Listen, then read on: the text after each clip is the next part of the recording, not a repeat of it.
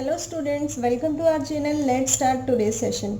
आज हम करेंगे chapter 15, last chapter of this book, that is probability. What is probability? Probability इस chapter में सिर्फ एक ही एक्सरसाइज है 15.1 और इजी है, बहुत इजी चैप्टर है इस बुक का, हमारी 10th क्लास का। तो व्हाट इज प्रोबेबिलिटी? प्रोबेबिलिटी का मतलब होता है संभावना, कि कोई चीज होने की संभावना कितनी हो जाती है या ना होने की संभावना कितनी हो जाती है, मतलब पॉसिबिलिटी कितनी हो जाती है। तो प्रोबेबिलिटी, जिसको हम प्रोबेबिलिटी पी से स्टार्ट होता है, तो इसे हम पी से डिनोट करते हैं। P is the probability for this chapter. अब अगर मान लो कि मैं कॉइन टॉस करती हूँ, जैसे हमारे मैच होते हैं उसमें कॉइन टॉस किया जाता है, हेड आएगा कि टेल आएगा, तो हमारे पास क्या क्या आउटकम्स आ सकते हैं, या तो हेड आएगा या टेल आएगा। टू आउटकम्स आर देयर, या तो हेड आ सकता है या टेल आ सकता है। इट मीन्स जो टोटल पॉसिबिलिटीज हैं वो तो टू, दो में से एक ही चीज तो आएगी, है ना। अगर हेड आया इसका मतलब दो में से एक चीज आई, अगर टेल आया तो भी दो में से एक आया, ठीक है। इसी तरह हम ये कह सकते हैं, जैसे हमारे 20 में से कितने मार्क्स आए, फॉर एग्जाम्पल 20 में से 19 मार्क्स आए, तो टोटल नीचे और जो पॉसिबल हुआ वो ऊपर। अब हमारे पास जो पॉसिबिलिटीज हो जाती है कि ये आ सकता है या ये आ सकता है, इसको हम कहते हैं इवेंट। क्या कहते हैं? इवेंट। अगर मैं कोई डाई थ्रो करती हूँ, लूडो खेलते हैं हम लोग, तो 1 2 3 4 5 6 ये पॉसिबिलिटीज हो सकती है। तो टोटल नंबर ऑफ आउटकम्स कितने आएंगे? 6। टोटल नंबर ऑफ आउटकम्स कितने आएंगे? 6। तो अगर मैं ये कहूं कि जो हमारे पास डाई थ्रो करके जो इवेंट आ रहा है वो 4 आ रहा है, 4 आ रहा है, तो इसकी पॉसिबिलिटी कितनी हो जाएगी? अब कुछ बच्चे सोच रहे होंगे 4/6, नहीं 1/6 होगी, क्योंकि इन 6 में से आ तो एक नंबर रहा है ना, चाहे वो 4 आए, चाहे वो 5 आए, चाहे वो 6 आए। आप 6/6 नहीं लिख कर आओगे, अगर 6 भी आ जाए तो भी आप प्रोबेबिलिटी क्या लिख कर आओगे? 1/6, क्योंकि टोटल में से आ तो एक ही डिजिट रहा है, एक ही इवेंट आ रहा है। तो इन सबको हम इवेंट कहते हैं, जो भी हमारे पास टोटल नंबर ऑफ आउटकम्स हो जाते हैं, तो इवेंट से डिनोट करते हैं। तो इवेंट ई से स्टार्ट होता है, इसलिए हम प्रोबेबिलिटी ऑफ ई लिख देते हैं, पी प्रोबेबिलिटी, ई इवेंट। तो इसका एक फॉर्मूला होता है हमारे पास, total number of outcomes divide में आते हैं टोटल नंबर ऑफ आउटकम्स, और total number of possible outcomes ऊपर आते हैं पॉसिबल आउटकम्स। क्लियर हो गया? आगे चलते हैं। आगे हमारे पास जो इसमें एक टर्म यूज होती है, equally likely equally likely event. Equally likely event क्या होते हैं? अगर मैं आपको कहूं, जो ये वर्ड्स यूज कर रही हूं मैं, अगर ये आपके क्लियर हो गए तो चाहे कोई भी क्वेश्चन आ जाए फिर आप इजिली कर सकते हो, ठीक है। तो इक्वली लाइकली क्या होता है? Equally likely equally likely event क्या होता है? अगर डाई थ्रो की, तो एक डाई में से ही सारे आउटकम्स आ सकते हैं। तो डाई जो है, जितने भी इसके आउटकम्स हो गए, ये क्या हो गए? Equally likely events. अगर मैंने कोई कॉइन टॉस किया तो भी हेड या टेल आएगा तो उस कॉइन में से, तो भी क्या हो गया? Equally likely events. लेकिन अगर मैं आपको ये कहूं, हमारे पास कोई बैग है, बैग में 4 रेड कलर की बॉल्स हैं, 1 ब्लू कलर की बॉल है और 2 ग्रीन कलर की बॉल है, ठीक है। तो इस बैग में से कोई भी रैंडमली बिना देखे एक बॉल निकालनी है, तो अब हमारे पास क्या हो गया? या तो रेड कलर की आ सकती है, या ब्लू कलर की आ सकती है, या ग्रीन कलर की आ सकती है। तो इस इवेंट को हम ये नहीं बोल सकते कि ये इक्वली लाइकली इवेंट है, ये इक्वली लाइकली इवेंट नहीं है। अगर हमारे पास बैग में चाहे 100 बॉल होती और 100 की 100 रेड कलर की होती, फिर ये इक्वली लाइकली बन जाता। समझ आ गया? यानी कि अगर एक ही जैसी चीज में से हमारे पास कोई इवेंट आ रहा है, that is equally likely event. अगर अलग अलग चीजों में से हमारे पास इवेंट आ रहा है, that is not equally likely event. यहां तक क्लियर हुआ? आगे चलते हैं। आगे हमारे पास जो प्रोबेबिलिटी का फॉर्मूला हो गया, P of E is equal to number of outcomes favorable to E। जो E के फेवर में है, मतलब जो हमें क्वेश्चन ने पूछे हुए हैं, इवेंट में से जो जो पूछा हुआ है तो वो लेने हैं। तो क्या हो गया हमारे पास formula, number of outcomes favourable to E divided by total number of all possible outcomes of the experiment, या फिर हम लिख सकते हैं total number of possible outcomes. जब भी आप सब प्रोबेबिलिटी निकालने के लिए बोले तो आप पहले फॉर्मूला जरूर लिखोगे, ठीक है, हर क्वेश्चन में, क्योंकि अगर मान लो आपसे प्रोबेबिलिटी ठीक नहीं निकली, वैसे तो ऐसा इस चैप्टर के लिए होना नहीं चाहिए कि आप कोई क्वेश्चन गलत करके आओ, फिर भी बाय चांस आपने कोई सिली मिस्टेक कर भी दी तो आपको फॉर्मूले के मार्क्स मिलेंगे। हाँ जी, फर्स्ट एग्जांपल करते हैं, find the probability of getting a head. क्या आना चाहिए, हेड आना चाहिए। When a coin is tossed once, coin को सिर्फ एक बार टॉस किया गया है तो हेड आने की प्रोबेबिलिटी फाइंड आउट करनी है। Also find the probability of getting a tail. देखो जो ई इवेंट है, ई इवेंट में मतलब जो अगर हम कॉइन टॉस करें तो या तो हेड आएगा या टेल आएगा। Let E be the event getting a head. Question को या आपके टीचर को नहीं पता कि ई क्या है और पी क्या है, आप बताओगे उन्हें कि ई को हम लेट कर रहे हैं, let E be the event. E वो इवेंट है, ई फॉर तो एलिफेंट भी होता है भाई, है ना, तो let E be the event. E वो इवेंट है जिसमें क्या आने की प्रोबेबिलिटी देख रहे हैं हम, गेटिंग अ हेड। हेड पूछा हुआ है इन्होंने, तो E be the event getting a head, आप पहले उससे मेंशन करोगे कि ई क्या है। The total number of favourable outcome to E, ये छोड़ो, P E probability of E is equal to probability of head. आप यहाँ ये स्किप कर सकते हो, पीई लिख सकते हो। तो पहले फॉर्मूला लगाएंगे, number of outcomes favourable to E divided by number of all possible outcomes is equal to. तो पॉसिबिलिटी क्या क्या हो सकती है, पॉसिबिलिटी क्या क्या हो सकती है, टू, या तो हेड या टेल, लेकिन लेना क्या है, सिर्फ हेड की प्रोबेबिलिटी पूछी है तो 1/2 इज द आंसर।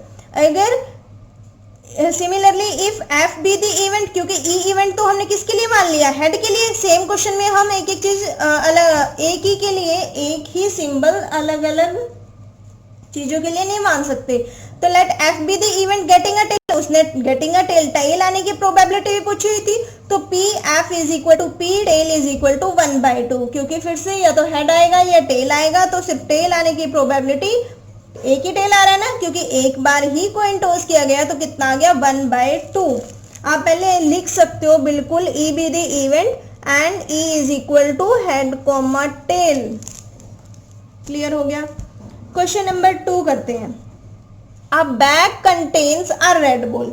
एक बैग में एक रेड बॉल है, एक रेड बॉल है, अ ब्लू बॉल, एक ब्लू बॉल है, and a yellow ball. All the balls being of the same size, तीनों एक ही साइज की है, तो टोटल कितनी होगी, 3 होगी ना, एक ब्लू, एक रेड और एक yellow. Kritika takes out a ball from the bag without looking into it. Kritika ने क्या किया, एक बॉल निकाली बैग से, उसके अंदर बिना देखे। What is the probability that she takes out of the yellow ball. तो येलो बॉल आने की प्रोबेबिलिटी कितनी हो जाएगी, टोटल बॉल्स कितनी थी, 3, नीचे तो 3 आएगा। येलो बॉल कितनी थी, 1, तो एक ही आ सकती है 3 में से, तो 1/3 होगी इसकी प्रोबेबिलिटी।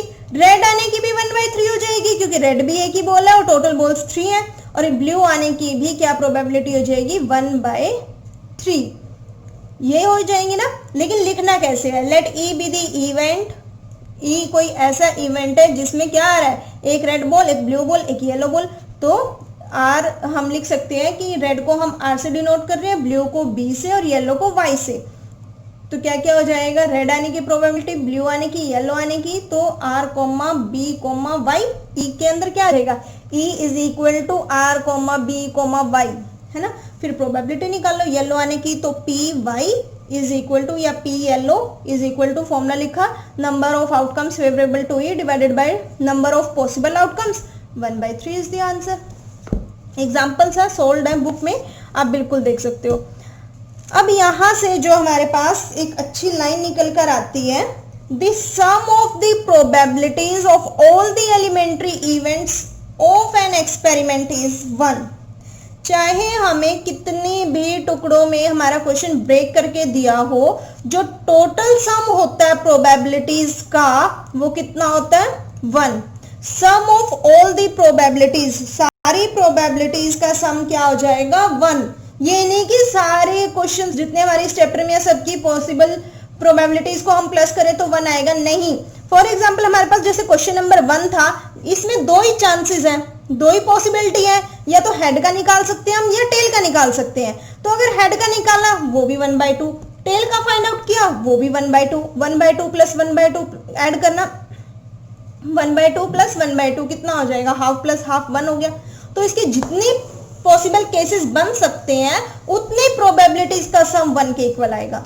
तो ये लाइन आपको याद रखनी है, the sum of the probabilities of all the elementary event. मतलब कि इतना बिल्कुल इंग्लिश मानने की जरूरत नहीं है कि सारी प्रोबेबिलिटीज का सम कितना आना चाहिए, कितना आता है 1 आता है। नेक्स्ट क्वेश्चन करते हैं, suppose we throw a die once. हम मान लेते हैं कि हमने एक डाई थ्रो की, एक ही बार थ्रो की, तो क्या क्या पॉसिबिलिटीज आ सकती है, 1 आ सकता है, 2 3 4 5 6 यही आ सकता है। हम उसको let E be the event कर लेंगे। What is the probability of getting a number greater than 4? In questions को तो बिल्कुल आप बिना कॉपी पेन उठाए कर सकते हो कि प्रोबेबिलिटी निकालनी है नंबर ग्रेटर देन 4। 4 से बड़ा कौन कौन सा नंबर आ सकता है भाई, या तो 5 आ सकता है या 6 आ सकता है, ये दो आ सकते हैं, यानी 2 नंबर आ सकते हैं 5 और 6, है ना। और टोटल नंबर कितने हैं, अगर हम कोई डाई थ्रो करते हैं 1 2 3 4 5 6 पॉसिबल आउटकम्स बन सकते हैं, है ना। Total number of possible outcomes कितने बन सकते हैं 6, और ग्रेटर देन 4 कौन कौन से नंबर रह गए 5 और 6। वैसे तो ग्रेटर देन 4 बहुत सारे नंबर होते हैं, लेकिन हमें सिर्फ किस में देखना है, डाई के केस में। तो 5 और 6, तो आंसर कितना आ जाएगा 2/6। What is the probability of getting a number less than और इक्वल टू 4? ये बहुत गड़बड़ होती है यहाँ भाई। आप क्या करते हो, लेस देन 4 देख लेते हो, लेस देन 4 यानी 1 2 3 ले लिया, लेकिन अगर वो बोल रहे हैं लेस देन और इक्वल टू 4, इट मींस 4 भी ले सकते हैं। तो क्या क्या ले सकते हैं, 1 2 3 4 पॉसिबल आउटकम्स हो गए, तो 4/6 इज द आंसर। बाकी ये लिखा हुआ है, कैसे लिखना है वो आप देख लेना। नेक्स्ट करते हैं, एक कंसेप्ट निकल कर आते हैं यहां से हमारे पास कि अगर हमें प्रोबेबिलिटी पता है, फॉर एग्जाम्पल हमने कोई क्या थ्रो किया, कॉइन थ्रो किया, हमें हेड आने की प्रोबेबिलिटी पता है कि 1/2 आती है। प्रोबेबिलिटी क्वेश्चन में गिवन है कि हेड आने की प्रोबेबिलिटी 1/2 आ रही है, और क्वेश्चन ये पूछ ले कि हेड ना आने की प्रोबेबिलिटी, उल्टा पूछ लिया। आने की पता है लेकिन वो पूछ रहे हैं ना आने की प्रोबेबिलिटी। तो ना आने की प्रोबेबिलिटी को हम किससे डिनोट कर रहे हैं, उसके कॉम्प्लीमेंट से। कॉम्प्लीमेंट कैसे, ऊपर एक छोटा सा डंडा लगा देते हैं जिसको हम बार बोलते हैं या कॉम्प्लीमेंट भी बोल देते हैं। तो पीई बार या पीई का कॉम्प्लीमेंट, पीई का कॉम्प्लीमेंट कितना हो जाएगा, टोटल प्रोबेबिलिटी कितनी होती है 1, तो 1 में से आने की प्रोबेबिलिटी माइनस कर दो। ई कोई ऐसा इवेंट है जिसकी हमें आने की प्रोबेबिलिटी पता है, पीई का कॉम्प्लीमेंट ऐसा इवेंट है जिसकी हमें ना आने की प्रोबेबिलिटी से डिनोट कर रहे हैं हम इसको। तो अगर हमें एक प्रोबेबिलिटी पता है, आने की प्रोबेबिलिटी पता है, तो ना आने की प्रोबेबिलिटी किसी भी चीज के लिए तो क्या कर देंगे, 1 में से माइनस कर देंगे, क्योंकि टोटल 1 होता है। टोटल प्रोबेबिलिटीज का सम कितना होता है 1, sum of all the probabilities is equal to 1। तो आने की प्रोबेबिलिटी हमें पता है पीई 1/2 होता है, तो 1 में से 1/2 माइनस कर दो तो ना आने की प्रोबेबिलिटी निकल जाएगी। लेकिन अगर आपको ना आने की प्रोबेबिलिटी पता है और आने की निकालनी है तो भी 1 में से माइनस कर दो। चाहे आने की पता हो, ना आने की निकालनी है तो भी 1 में से माइनस कर दो, ना आने की पता आने की निकालनी है तो भी 1 में से माइनस कर दो। ठीक है, क्लियर हो गया। अब एक और चीज जो हमारे पास आती है, इम्पॉसिबल इवेंट। इम्पॉसिबल इवेंट क्या होती है, जो इवेंट पॉसिबल ही नहीं है। भाई हम खेल रहे हैं लूडो, लूडो में आप कह रहे हैं कि मेरा 7 आएगा, है 7 आएगा, जबकि ऐसा तो पॉसिबल है ही नहीं। क्यों, क्योंकि या तो 1 आ सकता है, जब हम डाई थ्रो करते हैं 1 2 3 4 5 6 यही 6 आउटकम्स आ सकते हैं ना। आप कह रहे हैं मेरा 7 आएगा, तो ऐसे कैसे पॉसिबल है। तो इम्पॉसिबल इवेंट की प्रोबेबिलिटी हमेशा क्या होगी, 0। इम्पॉसिबल इवेंट की प्रोबेबिलिटी क्या होगी, 0। अब ये मत बोलना कि एक बार 6 आएगा और एक बार 1 आएगा, नहीं, फिर तो आप दो बार डाई थ्रो कर रहे हो, है ना। तो ना आने की प्रोबेबिलिटी इम्पॉसिबल इवेंट के लिए क्या हो जाएगी, 0। बस ये याद रखना, इम्पॉसिबल इवेंट के केस में प्रोबेबिलिटी 0 होती है। और प्रोबेबिलिटी अगर बिल्कुल हम श्योर है कि यही आएगी, श्योर इवेंट के लिए या सर्टेन इवेंट के लिए, श्योर बोल लो या सर्टेन बोल लो, उसकी प्रोबेबिलिटी कितनी होती है, 1। जिसके लिए हम बिल्कुल श्योर होते हैं कि ये तो होगा ही होगा, तो उसकी प्रोबेबिलिटी कितनी आएगी, 1 आएगी। कैसे, आपने टेस्ट दिया, टेस्ट हुआ 20 मार्क्स का, और आप कह रहे हैं मेरे तो 20 में से 20 ही आएंगे, मैं बिल्कुल श्योर हूं। तो टोटल कितने का था, 20 का, आपके कितने आए, 20, तो कैंसिल आउट होके कितना आ गया, 1 आ गया ना। तो जो श्योर इवेंट है या सर्टेन इवेंट है उसकी प्रोबेबिलिटी कितनी आएगी, 1, और इम्पॉसिबल की 0, श्योर इवेंट की 1। तो इसका मतलब हमने ये देखा प्रोबेबिलिटी कहां से कहां बीच में लाई करती है, 0 से 1 के बीच में लाई करती है। 0 हो सकती है, 0 से बड़ी हो सकती है, 0.1, 0.2, 0.3, 0.9, 1 हो सकती है, 1 से लेस हो सकती है, फ्रैक्शन में हो सकती है 1/2। यानी जिसका आंसर 0 से 1 के बीच में लाई करता है, ये लाइन बहुत इंपॉर्टेंट है। 0 is less than equal to probability of an event is less than equal to 1। अगर कभी भी आपका इस चैप्टर के लिए या प्रोबेबिलिटी के लिए आपका आंसर 2 आ रहा है, 5 आ रहा है, -15 आ रहा है, तो आपका आंसर गलत है। हमेशा प्रोबेबिलिटी का आंसर कहां से कहां तक आएगा, 0 से 1 के बीच में ही आएगा। चाहे तो आप फ्रैक्शन में भी आ रहा है तो आप डिवाइड करके देखना, उसी के बीच में आंसर लाई करना चाहिए, 0 to 1 के बीच में। अब जो हमारा सबसे इंपॉर्टेंट कंसेप्ट आता है प्रोबेबिलिटी के, जिसमें क्वेश्चंस आते हैं, क्वेश्चंस आते ही आते हैं इस टॉपिक पे से, इस टॉपिक में से। तो कौन सा टॉपिक है वो, कार्ड्स वाला। बॉयज को पता होता है मोस्टली कौन कौन से कार्ड्स होते हैं, कैसे होते हैं, कितने होते हैं, लेकिन गर्ल्स को इतना नहीं पता होता। कुछ गर्ल्स को पता भी होता है, ऐसी बात नहीं है। तो हमें कार्ड्स की नॉलेज होना बहुत जरूरी है। अगर आपको कार्ड्स की नॉलेज नहीं है तो आपको इस चैप्टर के लिए कार्ड्स की नॉलेज लेनी पड़ेगी, ठीक है। तो हमारे पास जो प्लेइंग कार्ड्स होते हैं, जो खेलते भी हैं, बहुत सारे गेम होते हैं उसमें, इतने मुझे नहीं आते वैसे खेलने, इतने क्या आते ही नहीं है। चलिए, तो हमारे पास जो टोटल कार्ड्स होते हैं, क्या क्या होते हैं, 52 कार्ड्स। टोटल कितने होते हैं, 52 कार्ड्स। बिल्कुल एक एक चीज पता होनी चाहिए आपको कार्ड्स की, तभी आपका क्वेश्चन करेक्ट हो पाएगा।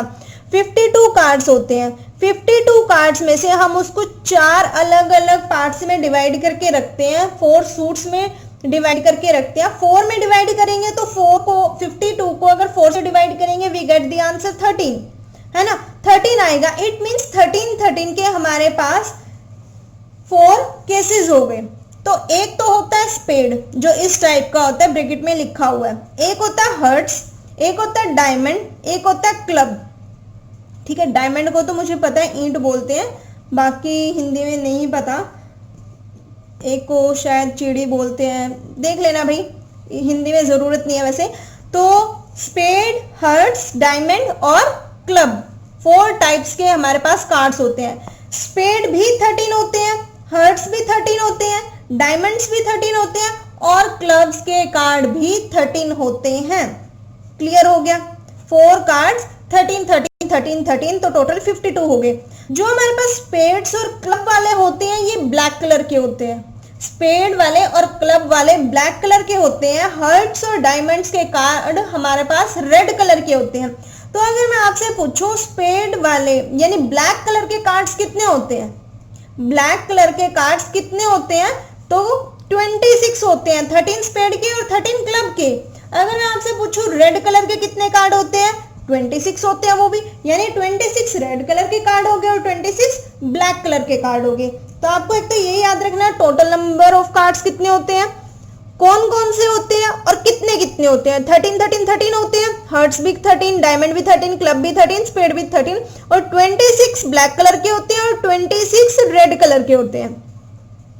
आगे चलते हैं। अब हमारे पास जो ये कार्ड्स होते हैं, इसमें एक तो जो इसपे फेस कार्ड्स होते हैं, जिसपे वो चेहरा सा छपा होता है, किंग, क्वीन, जैक, यही होते हैं ना। किंग भी 4 होते हैं, क्वीन भी 4 होते हैं, जैक भी 4 होते हैं, होते हैं 4। तो यानी फेस कार्ड्स और तो नहीं होते फेस, जिसके ऊपर फेस छपा होता है। अब ये मत सोचना जोकर भी होता है, उस पर भी फेस छपा होता है। तो जोकर तो हम वैसे भी खेल के लिए अलाउ करते ही नहीं है, उसको तो साइड पे ही रख देते हैं। तो किंग, क्वीन और जैक, 4 इसके 4 इसके 4 इसके, तो टोटल फेस कार्ड्स जिनके ऊपर फेस छपा होता है, ऐसे लगा होता है, तो वो कितने होते हैं 12। 52 में से 12 ऐसे कार्ड्स होते हैं जो फेस कार्ड्स होते हैं। और कौन कौन से कार्ड्स होते हैं? एस कार्ड्स, जिसको हम क्या बोलते हैं, एस, ए छपा होता है ना, ए ऐसे बना होता है उसके ऊपर। और 10 होते हैं, 2 का 9, मतलब 2 to 10 तो सारे ही होते हैं। 2 के भी 4, 3 के भी 4, 4 के भी 4, 5 के भी, मतलब 4 कार्ड्स होते हैं सबके 4 कार्ड्स होते हैं। किंग, क्वीन और जैक को हम फेस कार्ड्स बोलते हैं। तो इतना क्लियर हो गया। एक क्वेश्चन करते हैं इस पर based. 1 card is drawn from a well shuffled deck of 52 cards. तो 52 कार्ड्स है हमारे पास, उसमें से कोई भी 1 कार्ड निकाल लिया हमने। Calculate the probability that the card will, अब वो 1 कार्ड कौन सा आ सकता है? कोई भी आ सकता है। तो प्रोबेबिलिटी हमें ये निकालनी है बी एन एस, कि वो इक्का ही निकलेगा। तो प्रोबेबिलिटी किसकी निकालनी है कि जो कार्ड है वो एस होना चाहिए, इक्के का होना चाहिए। तो टोटल एस कार्ड कितने होते हैं? 4। टोटल एस कार्ड्स 4, तो यानी कि 4 में से कोई भी एक आ सकता है। तो 4 होते हैं, लेकिन टोटल कार्ड्स होते कितने हैं? 52। तो 52 में से हमारे पास एस कितने होते हैं? 4।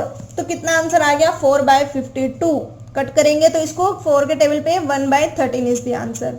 Note be an S, S नहीं होना चाहिए। एस नहीं होना चाहिए तो क्या करें? एस पता है, एस आने की प्रोबेबिलिटी अभी अभी निकाली 1/13, तो एस ना आने की प्रोबेबिलिटी के लिए क्या करें? 1 माइनस एस आने की प्रोबेबिलिटी। बार बार सॉल्व करने की जरूरत नहीं है। तो 1 माइनस एस आने की प्रोबेबिलिटी 1 माइनस 1/13, तो कितना आ जाएगा? 12/13। 12/13 बुक वालों ने दूसरे मेथड से निकाल रखा है, तो आप देख लेना इन्होंने कैसे निकाला हुआ है कि एस नहीं आना चाहिए, इक्का नहीं आना चाहिए। तो 52 कार्ड्स में से 4 माइनस कर दो, क्योंकि ये तो आनी नहीं चाहिए, ये नहीं आने चाहिए। मतलब उसमें जो हमारे पास well shuffled deck of 52 cards है, उसमें से हमने 4 एस निकाल के साइड पे रख दिए, तो बाकी कितने रह गए? 48। तो 48 में से कुछ भी आ सकता है। 48/52 सॉल्व करेंगे, कितना आएगा? 12/13 इज द आंसर। आप ऐसे नहीं निकालना चाहते तो ऐसे निकाल लो। एस की प्रोबेबिलिटी पता है, एस ना आने की क्या कर देंगे? 1 माइनस कर देंगे। तो आपको जब ये नहीं है कि आंसर लिख के आ गए और आपको मार्क्स मिल गए, बिल्कुल नहीं मिलेंगे। जब तक आप ये वर्डिंग्स नहीं लिखोगे, इवेंट शो नहीं करोगे, प्रोबेबिलिटी का फॉर्मूला नहीं लगाओगे, तो आपको मार्क्स नहीं मिलेंगे। क्लियर हो गई बात? नेक्स्ट करते हैं, fifth example. 2 players Sangeeta and Reshma plays a tennis match. तो 2 प्लेयर हैं, एक संगीता एक रेशमा, वो टेनिस मैच खेल रही है। It is known that the probability of Sangeeta winning the match is 0.62। इसको 0.62 रीड नहीं करते, पॉइंट के बाद जितने भी डिजिट्स आते हैं उनको अलग अलग रीड करते हैं। तो 0.62 हमें पता है संगीता के जीतने की probability winning the match is 0.62। What is the probability of Reshma winning the match? तो रेशमा के मैच जीतने की प्रोबेबिलिटी कितनी होगी? 1 में से संगीता का माइनस कर दो, आ गया आंसर, क्योंकि जीतेगा तो एक ही। तो 1 में से इसकी प्रोबेबिलिटी माइनस कर दो, तो किसकी आ जाएगी? रेशमा की प्रोबेबिलिटी आ जाएगी, रेशमा के जीतने की प्रोबेबिलिटी आ जाएगी। क्लियर हो गया? Example number 6, Savita and Hamida are friends. What is the probability that both will have different birthdays? तो 2 फ्रेंड्स हैं, हमें प्रोबेबिलिटी निकालनी है कि उनका बर्थडे जो है अलग अलग डेट को आ रहा है, या फिर सेम बर्थडे सेम डेट को आ रहा है। ठीक है, तो क्या करेंगे? हमें पता है इसमें total ignoring a leap year मतलब 366 डेज नहीं लेने, 365 डेज लेने हैं। वी नो जो नॉर्मल ईयर होता है उसमें कितने डेज होते हैं? 365। तो टोटल आउटकम्स तो हो गया 365। ठीक है, तो अगर मैं ये कहूं कि 365 डेज में से, पूरे साल में से एक दिन सविता का बर्थडे आ रहा है, एक दिन सविता का बर्थडे आ रहा है और हमीदा का बर्थडे उस डेट को नहीं होना चाहिए, सेम डे नहीं होना चाहिए, तो बाकी तो 364 डेज रह गए कि नहीं रह गए। तो हमीदा का बर्थडे सविता के बर्थडे से अलग आने की प्रोबेबिलिटी कितनी हो जाएगी, 364/365, क्योंकि एक दिन तो दूसरे का भी आएगा, तो 364/365। और सेम डे आना चाहिए, सेम बर्थडे आने चाहिए। अब सेम ना आने की प्रोबेबिलिटी हमने निकाल ली, वो पूछ रहा है सेम आने की, तो 1 में से माइनस कर दो। एक पता है अगर उसको कॉम्प्लीमेंट पूछा हुआ है, मतलब उल्टा पूछा हुआ है, तो क्या कर देंगे, 1 में से माइनस कर देंगे, कितना हो जाएगा, तो एक दिन ही सेम आएगा दोनों का, एक ही बार तो आता है पूरे ईयर में बर्थडे, एक दिन आता है ना, तो 1/365 इज द आंसर। क्लियर हो गया यहां तक। नेक्स्ट क्वेश्चन पर चलते हैं, example number 7। There are 40 students in class 10th of a school of whom 25 are girls.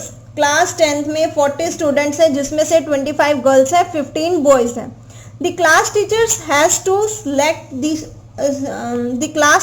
to select one student as a class representative. तो क्लास टीचर को क्या चूज करना है, एक स्टूडेंट चूज करना है जो क्लास का रिप्रेजेंटेटिव होगा. She writes the name of each student on a separate card. उन्होंने क्या किया, क्लास 10th की टीचर ने क्या किया, सेपरेट कार्ड पर हर बच्चे का क्या लिख दिया, नेम लिख दिया. The cards being identical, card same है, ये नहीं कि ग्रीन वाला उसका है, येलो वाला उसका है, ठीक है, तो कार्ड बिल्कुल सेम है.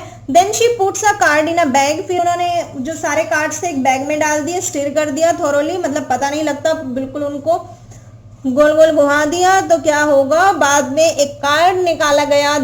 She then draws one card from the bag. तो what is the probability that the name written on the card is the name of a girl or a boy. तो गर्ल आने की probability क्या हो जाएगी कि जो कार्ड निकाला गया उस पर गर्ल का नेम होगा या बॉय का नेम होगा, तो उनकी प्रोबेबिलिटी क्या हो जाएगी. तो टोटल कितने थे, 40. गर्ल्स आने की प्रोबेबिलिटी कितनी है, गर्ल्स कितनी है, 25. तो गर्ल्स की प्रोबेबिलिटी, जो कार्ड है उस पर गर्ल्स का नेम आने की प्रोबेबिलिटी कितनी हो जाएगी, 25/40, और बॉयज आने की 15/40. यही होगा, बस वही लिखा हुआ है, रीड कर लेना. Example 8. A box contains 3 blue 2 white and 4 red marbles. ध्यान से समझना क्वेश्चन को. 3 blue 2 white and 4 red marbles. तो मैं आपसे पूछूं कितने मार्बल्स हैं, 9. 3 + 2 5 + 4 9. If a marble is drawn at random from the box, what is the probability that it will be white? तो व्हाइट कलर का मार्बल निकालने की प्रोबेबिलिटी कितनी हो जाएगी, 2/9, क्योंकि व्हाइट 2 है, 2/9. ब्लू की 3/9, 3/9 को कट करेंगे 1/3. रेड की 4/9. कितने इजी क्वेश्चन है. नेक्स्ट करते हैं एग्जाम्पल नंबर 9. एग्जाम्पल नंबर 9 क्या कहता है, Harpreet tosses 2 different coin simultaneously. क्या किया, हरप्रीत ने 2 कॉइन्स टॉस किए साइमल्टेनियसली, मतलब एक साथ टॉस किए. एक इस हाथ में लेके कर लिया, एक इस हाथ में लेके कर लिया, ठीक है. एक जो है वो 1 रुपी का है, एक 2 रुपी का, कोई बात नहीं, 1 के भी ले लो, जैसे मर्जी ले लो. What is the probability that she gets at least 1 head. तो कम से कम, एट लीस्ट बहुत बड़ा रोल होता है इन ऐसे वर्ड्स का, एट लीस्ट, एट मोस्ट. तो एट लीस्ट का मतलब होता है कम से कम एक हेड आना चाहिए. क्वेश्चन ने बोला कम से कम एक हेड आना चाहिए, तो 2 आ जाए तो भी कोई बुराई नहीं है. उसने बोला कम से कम एक तो आना ही चाहिए, ठीक है. प्रोबेबिलिटी किसकी निकालनी है, कम से कम एक तो आना ही चाहिए, तो 2 आ जाए तो भी कोई दिक्कत नहीं है. तो आउटकम्स क्या क्या आ सकते हैं, इवेंट्स क्या क्या आ सकते हैं, या तो जो इस हाथ से टॉस किया था उस पर भी हेड आ रहा है, दूसरे पर भी हेड आ रहा है, या फिर एक पर हेड आ रहा है दूसरे पर टेल आ रहा है, या पहले वाले पर टेल आ रहा है दूसरे वाले पर हेड आ रहा है, या फिर दोनों पर टेल आ रहे हैं. यही पॉसिबिलिटीज हो जाएंगी. या तो दोनों पर हेड आएंगे, या पहले वाले पर हेड दूसरे वाले पर टेल, या पहले वाले पर टेल दूसरे वाले पर हेड, या दोनों पर टेल. तो क्वेश्चन ने बोला प्रोबेबिलिटी निकालनी है जो कम से कम एक हेड आए तो टेल वाला तो केस लेंगे ही नहीं, क्योंकि इसमें तो एक भी हेड नहीं आ रहा. तो बाकी कितने रह गए, 3 केस. टोटल 4 केस थे. जब हमने पॉसिबल आउटकम्स, जो total number of possible outcomes है वो 4, लेकिन अकॉर्डिंग टू कंडीशन तो इवेंट हमारे पास कितने हो गए, 3/4 आंसर आ गया। क्लियर हो गया, बस हो गया क्वेश्चन। एग्जाम्पल नंबर 10th नहीं करना, एग्जाम्पल नंबर 11th नहीं करना, बाकी के जो नेक्स्ट एग्जाम्पल्स रह गए हैं और एक्सरसाइज के क्वेश्चंस है वो हम नेक्स्ट वीडियो में देखेंगे। तब तक आप इनकी प्रैक्टिस करना, कोई डाउट आता है तो बिल्कुल कमेंट कर सकते हो जाएगी 1-2 वीडियो, नहीं तो 2 वीडियो में तो हो ही जाएगी एक्सरसाइज।